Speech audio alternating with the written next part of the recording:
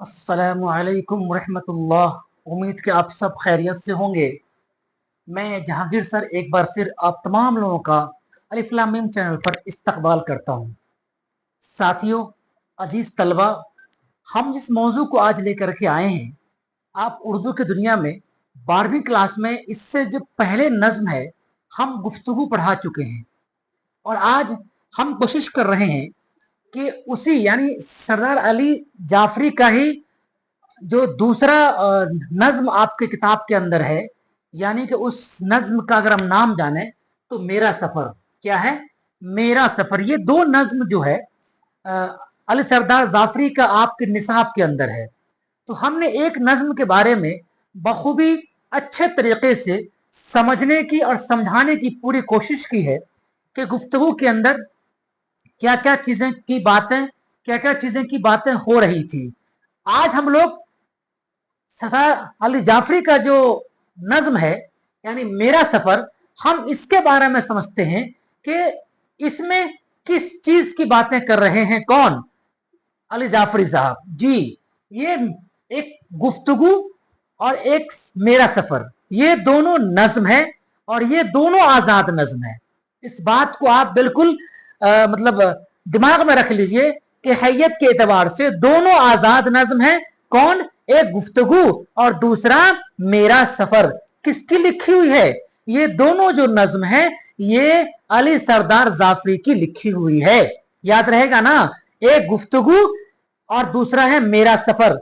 ये दोनों किसकी लिखी हुई है? ये दोनों सरदार अली जाफरी की लिखी हुई है।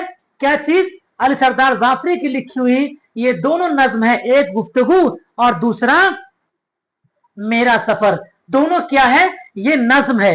कभी कभी क्वेश्चन पूछा जाता है कि हैयत के एतबार से ये जो है मेरा सफर ये क्या है, कौन सी नज्म है? पाबंद नज्म है, आजाद नज्म है, नज्म मुअर्रा है, तवील नज्म है ना? तो आपको वहां पर बिल्कुल ध्यान रखने की जरूरत है कि हैयत के एतबार से दोनों नज्म अली सरदार जाफरी का दोनों जो नज्म है, एक गुफ्तगू और दूसरा मेरा सफर, ये दोनों का दोनों जो है वो क्या है? आजाद नज्म है। याद रहेगा ना? चलिए हम लोग उस नज्म को आज पढ़ेंगे और समझते हैं कि इस नज्म के अंदर अली सरदार जाफरी साहब ने क्या कहने की कोशिश की है। नहीं, हम लोग समझते हैं आज इसके बारे में। इसके कुछ सवालात भी हैं, चूंकि इनका यह चैप्टर आज क्लोज हो जाएगा, इसमें कुछ सवालात भी हैं। लेकिन उस नज्म को पढ़ने से पहले, कोई भी नज्म को आप जब भी नज्म पढ़ते हैं उसमें कुछ वर्ड, कुछ अल्फाज ऐसे आते हैं जो बहुत टफ होता है। तो उसको पहले उसके मीनिंग को समझना होता है कि उसमें जो मीनिंग है वो क्या कह रहा है।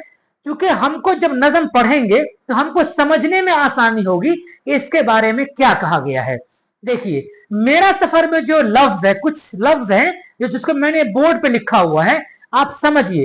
देखिए, मेरा अपना एक लॉजिक रहता है कि बिना लेट, बिना ताखिर किए बच्चों को बिना टाइम वेस्ट किए हुए आपको कंटेंट देने की हम पूरी कोशिश करते हैं कि बिला ताखिर हम मतलब फजूल की बातें न करके और सीधा सीधी आपको मैं कंटेंट पे लेके चलता हूं, इससे कि आपको टाइम का बर्बादी ना हो और आप अच्छा कर सकें। देखिए, ये जो नज्म है मेरा सफर, उससे कुछ वर्ड मीनिंग्स आपके निसाब में भी है और मैंने निकालने की पूरी कोशिश की है। देखिए, पहला है, मैं हर नज्म से पहले कोशिश करता हूं कि आपको जरूर उसमें जो चंद वर्ड मीनिंग्स हैं, जो लफ्ज उसके मानी है, उसको बता दिया जाए। आपको चूंकि जहन सुनने से ज्यादा याद होता है, जल्दी याद होता है जहन को, है ना? देखिए, पहला है बर्ग।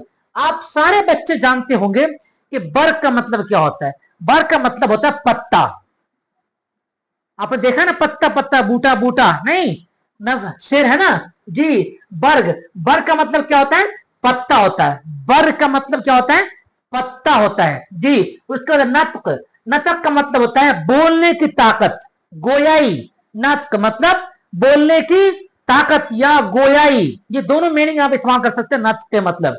उसके बाद है रागनी। रागनी बोलते हैं राग का हर शोभा, यानी कि वो पढ़ता है ना, वो जब म्यूजिक को सीखता है, सारे गामा पाधा निशा सीखता है ना, ये टोटल कितना राग है इसमें? 36 रागनियां है इसमें।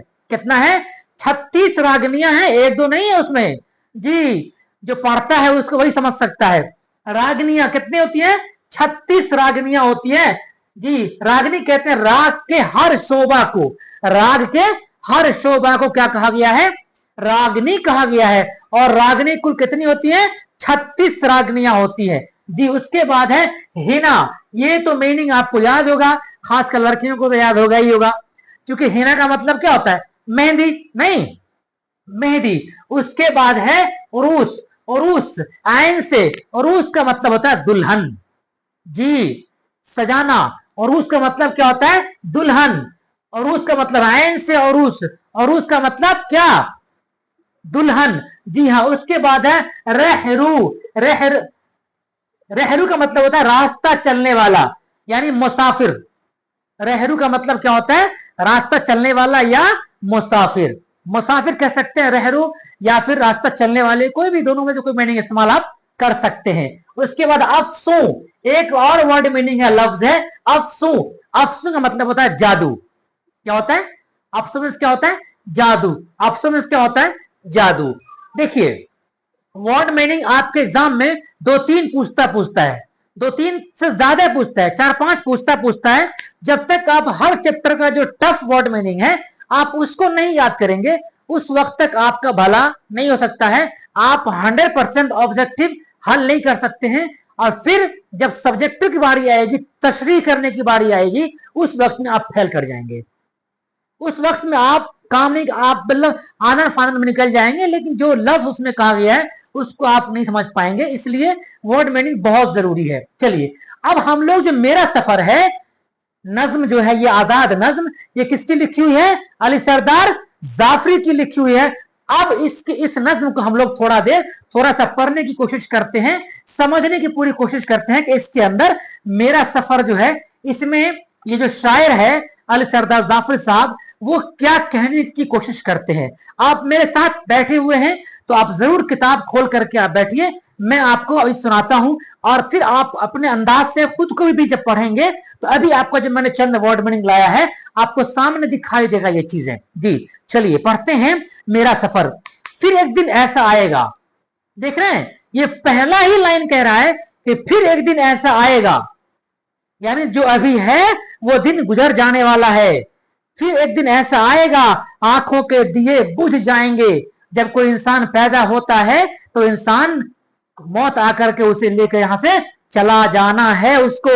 जी, आंखों के दिए बुझ जाएंगे, हाथों के कनोल कुंभलाएंगे, और बरगे जबां से नत को सदा, यानी आवाज की हर तितली उड़ जाएंगी।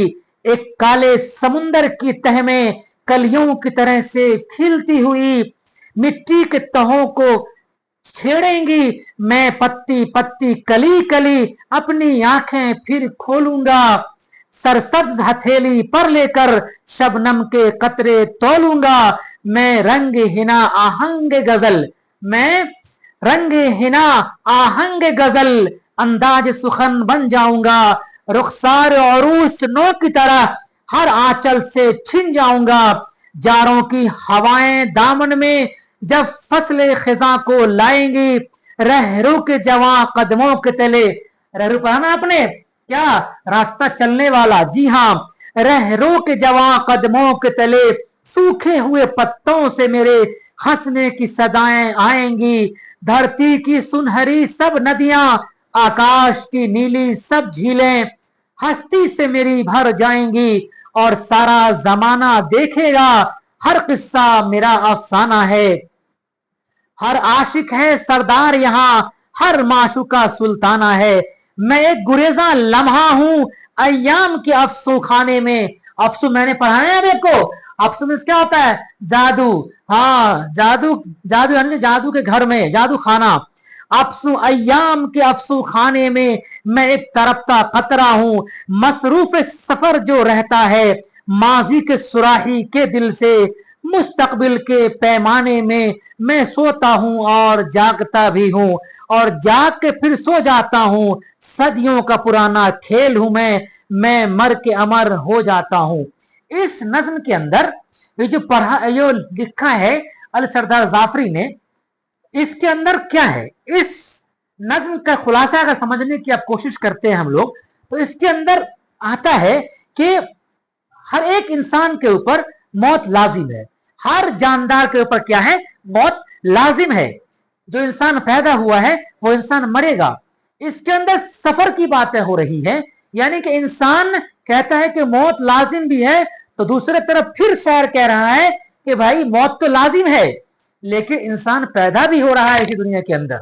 जी, इसलिए पहला मिसरा कहा है ना इसके अंदर, फिर एक दिन ऐसा आएगा, यानी कोई इंसान जिस दिन मर रहा है उसी दिन कई लाखों इंसान पैदा भी हो रहे हैं। तो ये कॉलम जो है ये खाली नहीं हो रहा। अगर सिर्फ इंसान मरता ही रहता तो आज के वक्त में कोई भी इंसान दुनिया के अंदर होता क्या? नहीं होता ना, नहीं होता। इस तरीके से ये शायर कह रहे हैं कि मौत तो है, मौत तो आनी है, लेकिन इसके साथ में क्या है? पैदाइश भी है, लोग पैदा भी हो रहे हैं। जी, और इस सफर को अपने हिसाब से लोग पूरा कर रहे हैं। मतलब कि कोई इंसान आज पैदा हुआ है, कल 5 साल का हुआ, फिर 20 साल का हुआ, फिर शादियां हुई, फिर बूढ़ा हो गया, फिर इंसान मर गया। तो ये चीजें चलती रहती हैं, ये चक्र की तरह है। कोई पैदा हो रहा है, कोई जवान हो रहा है, कोई बूढ़ा हो रहा है, किसी की मौत हो रही है ना? कोई कोई उसी वक्त पैदा हो रहा है, किसी की शादियां हो रही हैं। तो ये जो दुनिया है ये खुदा ताला ने अजब गजब बनाया है, बिल्कुल तरतीब से बनाया है, और इसमें इंसान को पता भी नहीं चलता है कि हम कौन कब पैदा हो रहा है, कौन कब इंतकाल कर जाएगा। नहीं, इसके बारे में फिर अगला जो शेर है उसके अंदर कहता है कि इंसान जो है वो क्या है, जब मौत का वक्त आता है उसकी गोयाई छिन जाती है, उसकी नत्क निकल जाता है, उसके हाथ की ताकत खत्म हो जाती है, उसकी बोलने की जो ताकत होती है वो खत्म हो जाती है, उसको देखने की ताकत वो भी खत्म हो जाती है, हत्ता कि जो रगों में खून दौड़ता रहता है वो भी बंद हो जाता है, और बिल आखिर इंसान का आखिरी वक्त यानी मौत सामने नजर आता है, और इंसान फिर बेबस होकर के इस दुनिया से चला जाता है। चाहता नहीं है जाना। भला कोई इंसान को देखा आपने तो चाहता है कि मैं चला जाऊं? नहीं, लेकिन उसकी मजबूरी होती है, उसका वक्त मुकर्रर हो चुका है, वो उसी वक्त में जाना है, वो सब का सब धरा रह जाता है, और फिर अल्लाह के प्यारे हो जाते हैं इंसान। इसी नज्म के अंदर मेरा जो सफर है इसी टॉपिक को दिया गया, हेडलाइन बनाया गया अली सरदार जाफरी के जरिया से, कि इंसान कुछ भी कर ले, कितना भी खुशियां मना ले, कितना भी ऐश आराम कर ले, लेकिन बिल आखिर उसे मौत का जो फिगर है वो सामने दिखाई देगा। वो किसी न किसी दिन आएगा कि जब इंसान सब का सब कुछ यूं ही छोड़ के चल चुका होता है। बस यही मेरा सफर इसके अंदर कहा गया है। अब देखिए, मेरा सफर में चंद सवालात हैं, थोड़ा देर हम और लेंगे आपको, 2-3 मिनट में हम चाहेंगे वीडियो खत्म करना। देखिए, ये पहला जो क्वेश्चन है आपके निसाब के अकॉर्डिंग, उसके अंदर कह रहा है कि मेरा सफर नज्म की हैयत क्या है। ये पहला क्वेश्चन है आपके निसाब में। मेरा सफर में क्या कह रहा है कि मेरा सफर नज्म की हैयत क्या है। क्या मैंने जवाब दिया इसका कि मेरा सफर एक आजाद नज्म है। क्या है? मैंने पहले कह दिया आपको कि गुफ्तगू और ये मेरा सफर दोनों क्या है? दोनों आजाद नज्म है। दूसरा क्या है? ये दूसरा क्वेश्चन कह रहा है कि अली सरदार जाफरी की पैदाइश कहां हुई थी। हम तीसरा वीडियो पहले आप जब जाएंगे आप तो वहां देखेंगे कि बलरामपुर उत्तर प्रदेश में, बलरामपुर उत्तर प्रदेश में किसकी पैदाइश हुई है? किसकी? अली सरदार जाफरी की पैदाइश कहां हुई? बलरामपुर। कहां पे है ये? उत्तर प्रदेश में है जी। 1913 ईस्वी, याद रखिएगा इसको। उसके बाद आइए तीसरा क्वेश्चन कह रहा है आपके निसाब में कि अली सरदार जाफरी की 4 नज्मों के नाम लिखिए। इसको आप रट लीजिए, याद कर लीजिए। आप देखिए, मैंने जो बताने की पूरी कोशिश की है। पहला है पत्थर की दीवार। पत्थर की दीवार क्या? पत्थर की दीवार, खून की लकीर, उसी दीवार पे खून की लकीर लगाइए। पत्थर की दीवार, खून की लकीर। उसके बाद लहू पुकारता है, तीनों एक ही दीवार पर चिपका दीजिए। किस पर? पत्थर की दीवार पे दोनों को चिपका दीजिए। किस किस को? एक खून की लकीर को खींच दीजिए उसके ऊपर। पत्थर की दीवार है, उस पे खून की लकीर खींच दीजिए। उसके बाद लहू को पुकार, लहू पुकारता है, लहू पुकारता है। और तीसरा है परवाज, चौथा है परवाज। दोनों का मैंने चारों का सन लिख दिया हुआ है, ठीक है। यह पत्थर की दीवार, कब? 53 में। खून की लकीर 1949 में। लहू पुकारता है 1978 में। और एक परवाज 1943 में है। ये आपके 4 नज़्में हैं उसकी। आगे आइए, शेरी मजमूआ भी कह सकते हैं इसको। उसके बाद आइए, अगला क्वेश्चन है अली सरदार जाफरी की वफात कब हुई थी? आपको याद होना चाहिए कि 1 अगस्त यानी 1 अगस्त 2000 को इंतकाल कर गए थे। कौन? अली सरदार जाफरी साहब। कब इंतकाल किए हैं? 2000 में इंतकाल कर गए। 1 अगस्त को, 1 अगस्त 2000 को इंतकाल कर गए। कौन? अली सरदार जाफरी साहब। इनकी 4 किताबें, नज्म बोलिए कौन कौन सी नज्म है इनकी? 4 नज्में, पत्थर की दीवार, लहू पुकारता है, खून की लकीर, परवाज। ये सारी किताबें किस, ये सारी नज्में किसकी लिखी हुई है? शेर मजमुआ। ये सब के सब ये लिखी हुई है अली सरदार जाफरी की लिखी हुई है। अगला आइए, अब कह रहा है, एक क्वेश्चन आपके निसाब में है कि उन्हें ज्ञानपीठ का अवार्ड कब मिला था? हम 2 अवार्ड पढ़ाए थे आपको। एक पढ़ाए थे आपको ज्ञानपीठ अवार्ड। बताइए, ज्ञानपीठ अवार्ड 1997 1997 में ज्ञानपीठ, भारतीय ज्ञानपीठ अवार्ड मिला था। किसको? किसको? अली सरदार जाफरी को। कब मिला था? 1997 में अली सरदार जाफरी को भारतीय ज्ञानपीठ अवार्ड मिला था। याद रहेगा ना? बिल्कुल याद रहना चाहिए। उसके बाद है अगला क्वेश्चन आपके निसाब में है कि अली सरदार जाफरी का ताल्लुक किस तहरीक से रहा? तो मैंने पढ़ाया था आपको तरक्की पसंद तहरीक से। इन्हीं के बारे में मैंने कहा था ना कि जब सज्जाद जहीर साहब पाकिस्तान चले गए तो उसके बाद जो इनको सेक्रेटरी बनाया गया, किसका? तरक्की पसंद तहरीक का। याद है कि नहीं है? याद रहना चाहिए। अगर आप पढ़ रहे हैं तो आपको याद रहना चाहिए सारी बातें जी, एक बार पढ़ने के बाद। उसके बाद फिर अगली किताब है, अगला क्वेश्चन है इनके आपको निसाब में कि अली सरदार जाफरी की 2 तनकीदी किताबों का नाम लिखिए। हम सब पढ़ा चुके हैं आपको, आप नहीं बता रहे हैं मतलब आपने नहीं पढ़ा है। बताइए 2 तनकीदी किताबों का नाम क्या क्या है बिना बोर्ड पर देखे हुए? है याद या भूल गए? चलिए 2 किताबें का नाम देखिए। एक का नाम है पैगंबरान सुखन, एक का नाम है लखनऊ की 5 रातें। मैंने कहा था आपको कि तनकीदी किताबें याद रखिए, क्वेश्चंस आते हैं एग्जाम में। और हर हाल में मैं फिर कह रहा हूं क्वेश्चन आएगा कि क्या अली सरदार जाफरी की 2-3 तनकीदी किताबों का नाम लिखिए। उसमें एक का नाम है लखनऊ की 5 रातें। लखनऊ की 5 रात, लखनऊ की 5 रात, याद रखिए इसको, लखनऊ की 5 रात। और दूसरा है पैगंबरान सुखन। पैगंबरान सुखन, पैगंबरान सुखन किसकी लिखी हुई है? अली सरदार जाफरी की। क्या? तनकीदी किताब, जी हाँ। उसके बाद इकबाल शनासी, इकबाल शनासी, इकबाल शनासी किसकी लिखी हुई? अली सरदार जाफरी की लिखी हुई। क्या है ये तनकीदी किताब है। ये तीनों को मैंने लिख दिया है इसलिए कि आपको याद रहे। कोई 2 आपको मांगेगा, 2 ही लिखना है जी, 3 मत लिख दीजिएगा आप, 2 ही लिखना है। लखनऊ की 5 रातें और इकबाल शनासी। और उसका एक क्वेश्चन और है, क्या शायर ने खुद को एक तरफता कतरा करार दिया है? जी हाँ, बिल्कुल हाँ, ये सही बात है कि शायर ने अपने आप को क्या तरफता कतरा करार दिया है कि मैं कुछ भी नहीं हूं, मैं एक पानी के बुलबुला के मानिंद हूं। इंसान, दुनिया के जितने भी जानदार हैं सब के सब पानी के बुलबुला के मानिंद है। थोड़ी देर के लिए आया है, कोई 50 साल, कोई 10 साल, कोई 5 साल, कोई 1 महीना, कोई 60 साल के लिए, और फिर यहां से चला जाना है। मेरा सफर यहीं पर खत्म होता है इस चैप्टर के साथ। मुझे उम्मीद है कि मेरा वीडियो आपको अच्छा लगा होगा।